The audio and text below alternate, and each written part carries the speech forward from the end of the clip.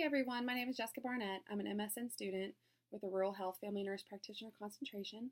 This is my Integrative Review Presentation for NSC 890, and I'm going to talk to you about depression in the adolescent population.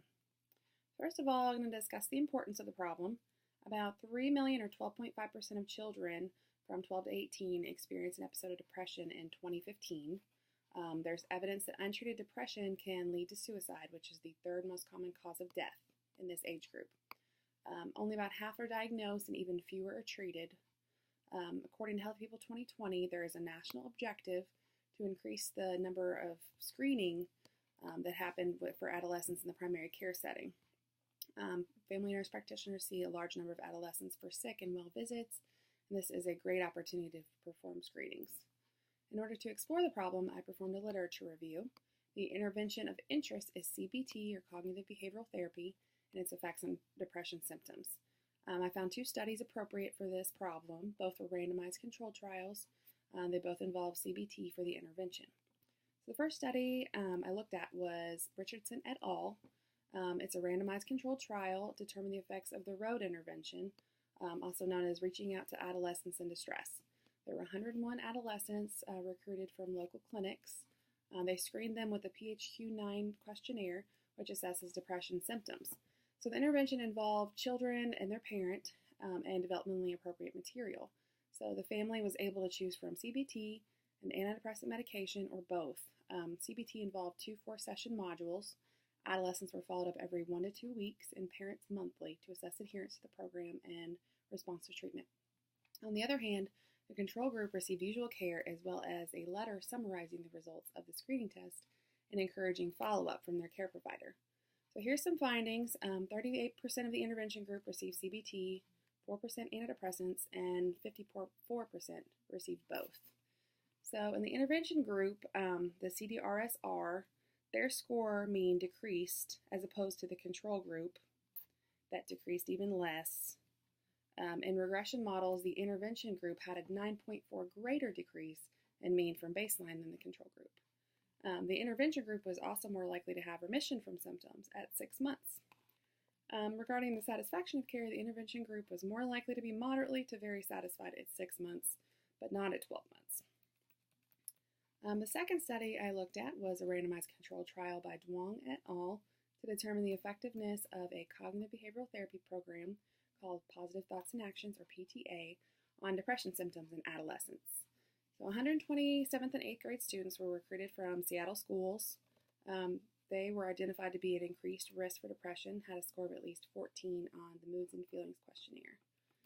PTA intervention group consisted of 50-minute sessions every week with a master's prepared clinician. Sessions focus on interpersonal relationships, problem solving, and healthy behavior. Assessments were performed by both adolescents and their parents. The ISP, or Individual Support Program, was the control group, consisted of a 45 to 90-minute interview. The interviewer discussed stress, symptoms, control, strategies for coping, and available resources with the adolescent. Additionally, they discussed adolescent strengths and identified needs. And then parents were ultimately notified of results and asked to follow up. So here's some findings. PTA group demonstrated a greater decrease in depression symptoms, according to the MFQ, than the ISP group at 12 months. They used the BASC-2, or Behavioral Assessment Scale for Children, 2nd edition, and its subscales to measure symptoms of externalizing and internalizing, as well as functional outcomes, including attitudes towards school and teacher, relationships with parents and interpersonal relationships, and health behaviors. The PTA group showed a moderate decrease in externalizing and internalizing than the ISP group at 12 months. And then health behavior improved slightly in the intervention group. With attitudes towards school, the PTA group had a greater decrease than the ISP group. So next I will discuss how synthesis of the literature can be utilized to change this particular area of nursing practice. So there were some similarities between the 2 studies. They were both RCTs. They used CBT in the adolescent population with depression. There were some differences as well. Richardson's study included antidepressant medication and involvement of parents in the intervention. On the other hand, Duong's study used parental assessment of depression symptoms.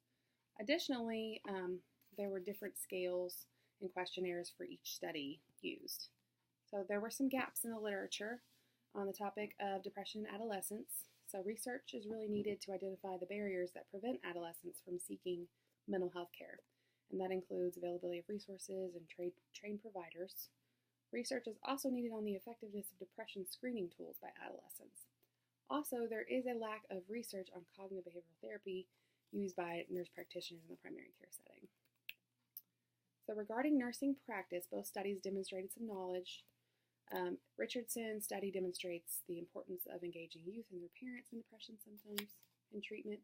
And Wong's study shows that instituting programs in the school setting is effective in identifying and treating depression. So my proposed intervention for the problem of depression in adolescents is incorporating CBT in the primary care setting. This can improve nursing practice in this population.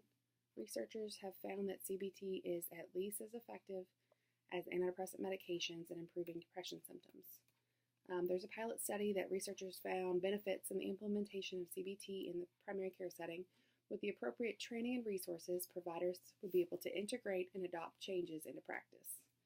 By training family nurse practitioners, adolescents could receive CBT. Not only would this be convenient for patients, but it would also help fill the gap lacking in mental health services and ultimately would improve patient outcomes. That's it for my presentation. If you have any questions or comments, please contact me. And thank you so much for your time.